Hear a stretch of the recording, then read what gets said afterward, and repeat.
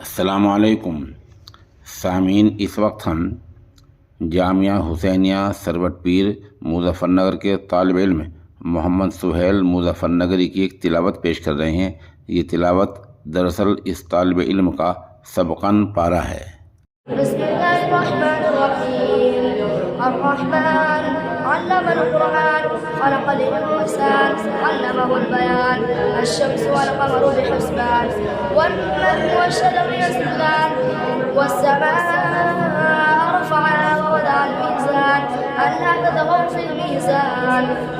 وأقيموا الوزن بالقسط ولا تخسروا الميزان والأرض وضعها للأنام فيها فاكهة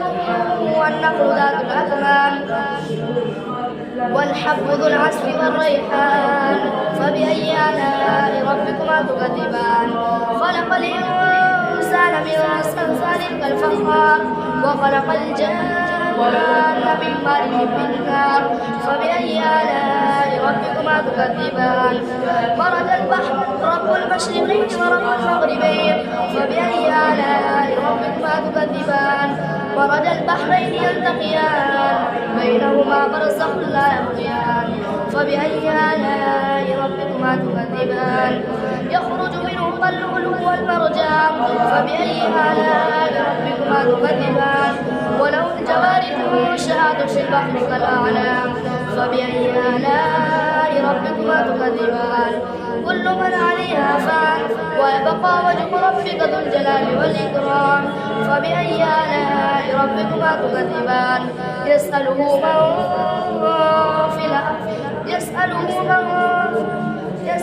من في السماوات والأرض كل يوم هو في شأن فبأي آلاء ربكما تكذبان سنفرغ لكم أيها الثقلان فبأي آلاء ربكما تكذبان يا معشر الجن والإنس إن استطعتم أن تنفذوا من أقطار السماوات والأرض فانفذوا لا تنفذون إلا بسلطان فبأي آلاء ربكما تكذبان يرسل عليكما شواظ من نار ونحاس فلا تنتصران فبأي آلاء ربكما تكذبان فإذا انشقت السماء فكانت وردة كالدهان فبأي آلاء ربكما تكذبان فيومئذ لا يسأل عن ذنبه إنس ولا جان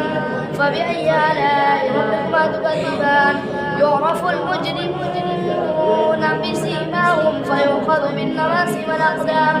فبأي آلاء ربكما تكذبان هذه جهنم التي يكذب بها المجرمون يطوفون بينها وبين حميم آن فبأي آلاء ربكما تكذبان ولمن خاف مقام ربه جنتان فبأي آلاء ربكما تكذبان ذواتا فنان فبأي آلاء ربكما تكذبان فيهما عينان تجريان فبأي آلاء ربكما تكذبان فيهما من كل فاكهة زوجان فبأي آلاء ربكما تكذبان متكئين على فرش بطائنها من استبرق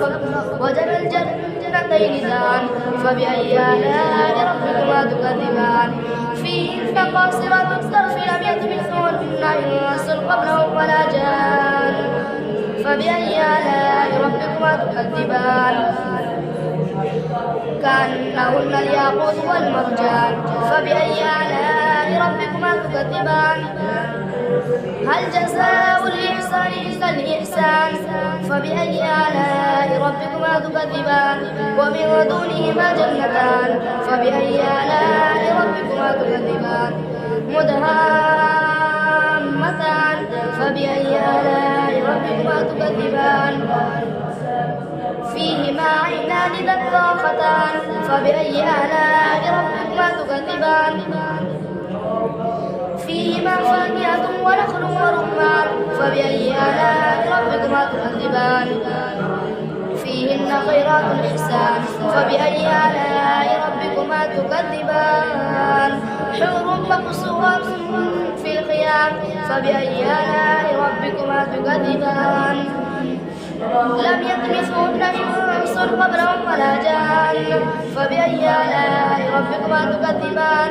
متكئين على رفرف خضر وعبقري حسان فبأي آلاء ربكما تكذبان تبارك اسم ربك ذي الجلال والإكرام. سورة